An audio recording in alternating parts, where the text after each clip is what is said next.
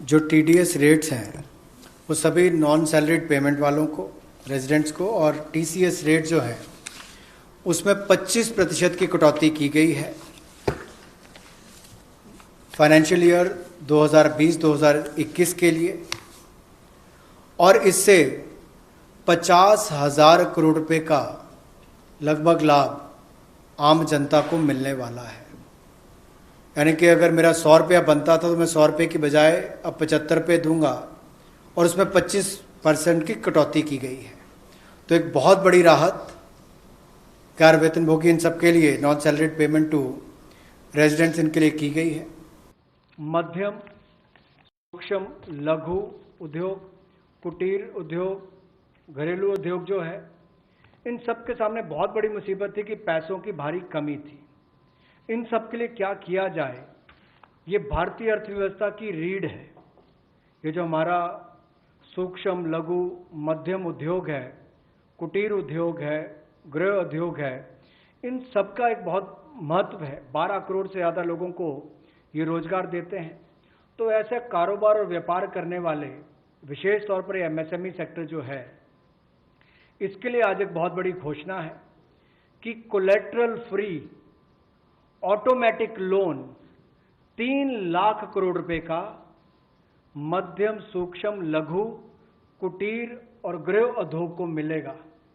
इसमें किसी को अपनी ओर से कोई गारंटी, कोई कोलेटरल देने की आवश्यकता नहीं है, और इसका समय सीमा भी 4 वर्ष की होगी, और पहले 12 महीने यानी कि पहला 1 वर्ष उनको प्रिंसिपल रीपेमेंट नहीं करना पड़ेगा, इनके मूलधन का चुकाना नहीं पड़ेगा, मूलधन को नहीं चुकाना पड़ेगा, और 12 महीने की इस पर छूट रहेगी, और 4 वर्ष के लिए उनको ऋण दिया जाएगा।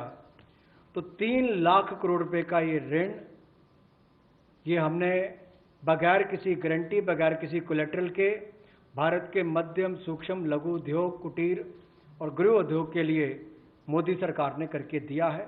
पैसा कर्मचारी के हाथ में भी कैसे ज़्यादा हो, इसमें भी एक बड़ी राहत देने का प्रयास इसमें किया है कि जो ईपीएफ कंट्रीब्यूशन है, जो उनका ईपीएफ का योगदान है, वो ऐसे संस्थानों के लिए और कर्मचारियों के लिए 12% से कम करके 10% अगले 3 महीनों के लिए किया गया है।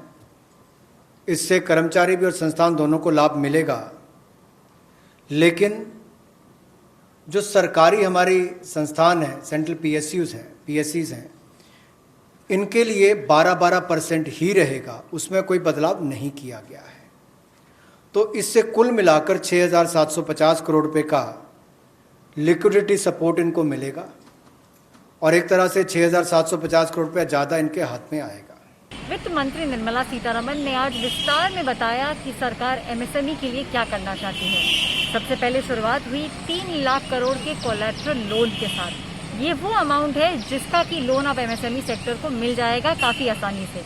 दूसरी बात उन्होंने बोली कि 20,000 करोड़ का लोन उन सेक्टर्स के लिए रखा गया है, उन इंडस्ट्रीज के लिए रखा गया है जो कि पहले से काफ़ी स्ट्रेस्ड थी। पहले होता था कि अगर कोई भी एमएसएमई के अंदर कोई स्ट्रेस्ड अगर कंपनी है जिसकी बैलेंस शीट काफ़ी ख़राब है तो उसको क्रेडिट या लोन आसानी से नहीं मिलता था। लेकिन अब सरकार का कहना है कि 20,000 करोड़ रुपए अलग से इसीलिए रखे गए हैं कि उन कंपनीज को भी अब पैसा मिल सके। दूसरी बात सरकार ने ये कही कि अब किसी भी तरीके का कोलैटरल देने की ज़रूरत नहीं है। 3 लाख करोड़ रुपए जो है इस चीज़ के लिए रखे गए हैं ताकि जिन कंपनीज को कैश चाहिए उनको वो कैश दिया जा सके, और सरकार जो है अब खुद एक गारंटर बनेगी इन कंपनीज की। दिक्कत यहाँ आ रही थी कि एनबीएफसी और बैंक ज़्यादा करके क्रेडिट और लोन दे नहीं रहे थे। पिछले 50 दिनों से प्रोडक्ट्स बने नहीं हैं, बिक्री हुई नहीं है। इसी चक्कर में एमएसएमई सेक्टर की अगर बात करें तो वो काफ़ी ज़्यादा डिस्ट्रेस में आ चुका था।